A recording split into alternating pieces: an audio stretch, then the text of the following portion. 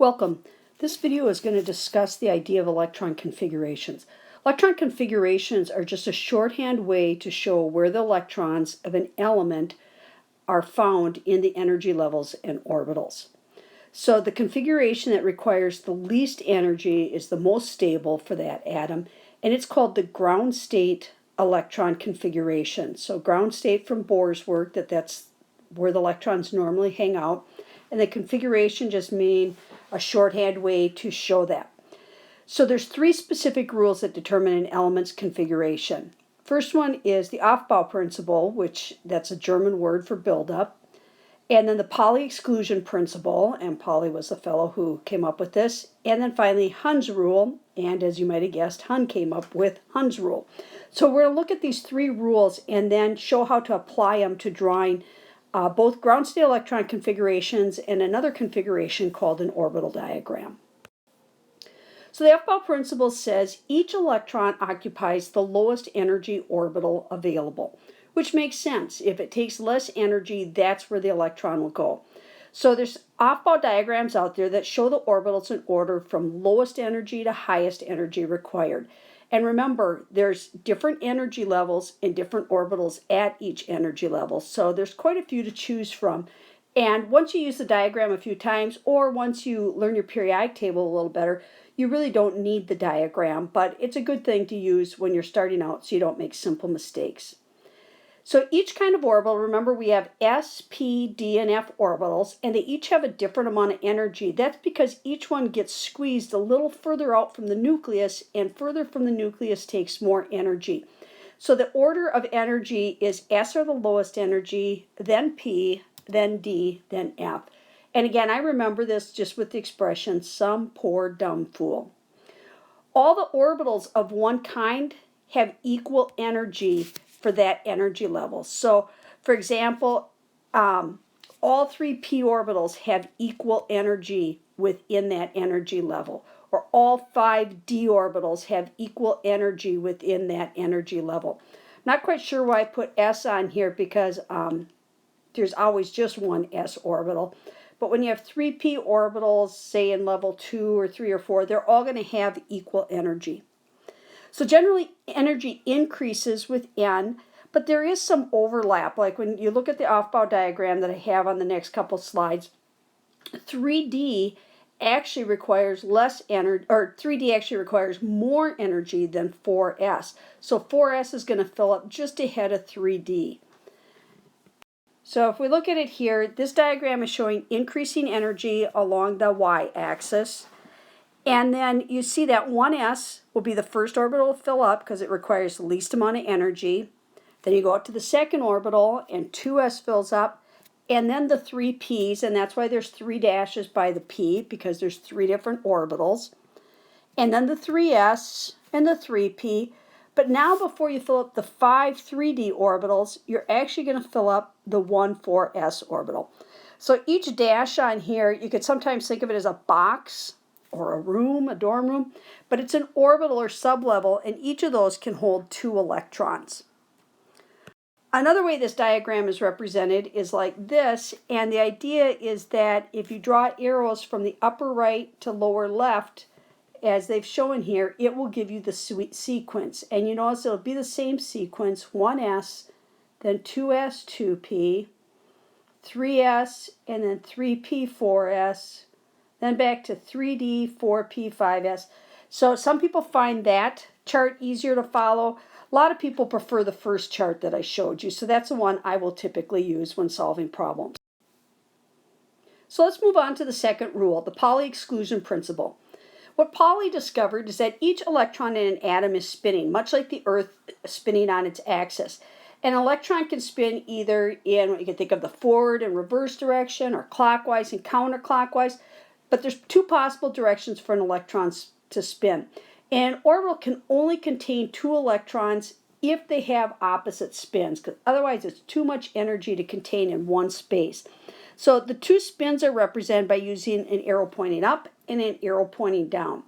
So if there's only one arrow in a box, it's representing just 1 electron in that sublevel or that atomic orbital. And if there's 2, then you should have an arrow going each direction. And hopefully this will become more clear as we work a couple examples. And then the third and final rule is Hunds rule, and this is sometimes referred to as the chemistry bus rule. And what Hunds rule says is because electrons repel each other, each orbital within an energy level will have one electron placed in it before any orbital will have a second electron in it.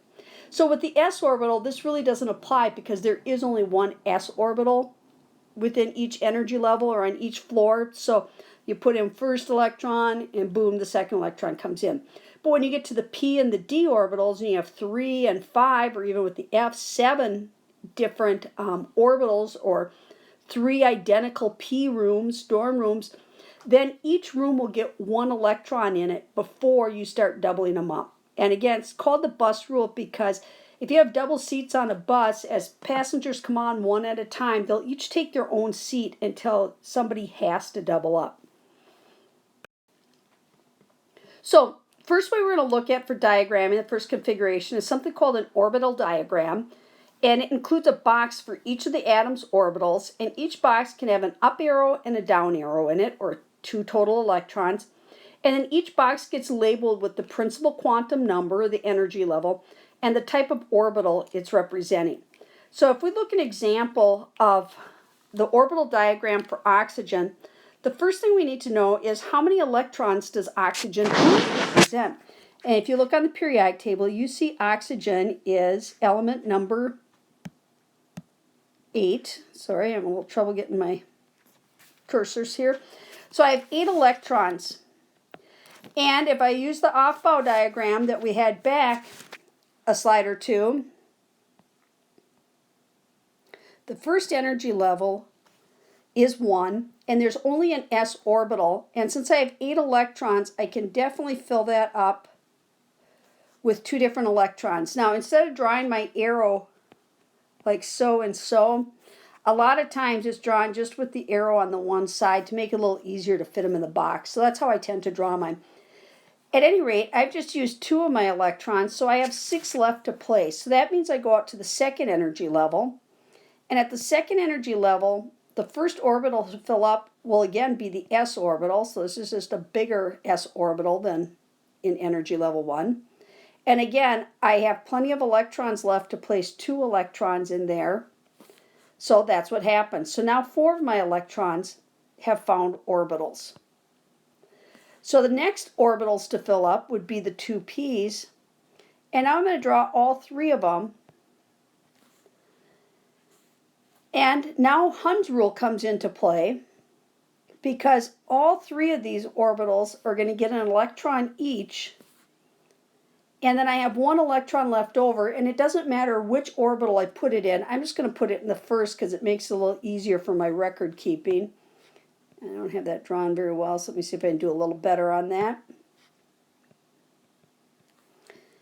And I now have all 8 electrons placed in their proper orbitals. So here's for you to try. Draw the orbital diagram for calcium and draw the orbital diagram for bromine. And I've included the Aufbau diagram off to the side here. And also a couple hints. First of all, you need to find out how many electrons calcium has, and then same thing for bromine. And then use the Aufbau diagram to figure out how many boxes you draw and fill up. And I would encourage you to try this on your own, so pause this here. Otherwise, I'm going to go ahead and draw the diagrams for both of these. So looking up calcium, I find calcium is number 20. So using the chart over there, it's going to fill up the 1s. It's going to easily fill up the 2s.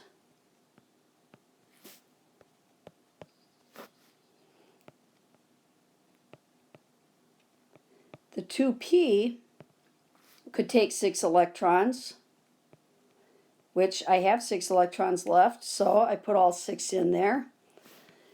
So then I go on to the 3s. Being an s, it can only hold 2 electrons. Then I go on to the 3p, which could hold a total of 6 electrons. And I have 6 left, so I go ahead and put all 6 in there. And finally, I'm down to just 2 electrons, and when I go out to the 4s, that's all it can hold is 2 electrons. So that would be the proper orbital diagram for calcium. Bromine, it's got a few more. I'm up to 35. So it's going to start out looking like calcium. I'm going to have the 1s with 2 electrons. I'm going to have the 2s with 2 electrons. I'm going to have the 2p filled up with 6 electrons. I'm going to have the 3s with 2 electrons. I'm going to have the 3p filled up with 6 electrons. I'm going to have the 4s filled up with 2 electrons. But I still have 15 electrons left in bromine, so I have to look and see what comes next. And this is where it gets a little weird, because now the 3D actually fills up all 5 orbitals before the 4p fills up. And the 4s filled up before the 3d. So this is where it gets a little bit in here. You kind of have to keep an eye on things, but it takes less energy for the 4s. Now it takes less energy for the 3D, and it can hold 10 electrons since there's 5 orbitals. And I have 15 left, so 10 electrons are going to fit in there. It's a little bit hard to see that I'm drawing a second one in each of these, but I am. And now I'm down to just 5 electrons. So then I'm going to need, oops, I just drew too many though. I'm going to need the 4p, which has 3 orbitals, and they can hold a total of 6 electrons, so I draw 5 in, and now I have the orbital diagram for bromine. The ground state electron configuration is a long name that often gets shortened to just electron configuration or even just configuration, but it's another way to draw the configuration. And it shows each energy and sublevel, just like the orbital diagram did, but it uses a superscript. Your off-bow diagram would be helpful. So if you want to try this on your own, go ahead and pause here. Otherwise, I'll continue and show the solutions for both of these. So look at my off-bow diagram. I see that the 1s is the first to fill up. It can hold 2, so I'm down to 18. The 2s is next. It also holds 2. The 2p is next. It can hold a total of 6. The 3s follows with 2. The 3p with 6. Oops. And finally the 4s with 2. So again, you can see that's much quicker than doing the actual orbital diagram. So definitely ground state configurations are used more commonly. And with bromine, following a similar process, I see the 1s2, 2s2, 2p6, 3s holds 2, 3p holds 6, 4s holds 2. Again, I've gone through my first 20 because I know they'd be the same as calcium. And now I have to go back to the 3D, and it can hold a total of 10. And then 4p will take the last 5. And that's ground state configuration and orbital diagrams.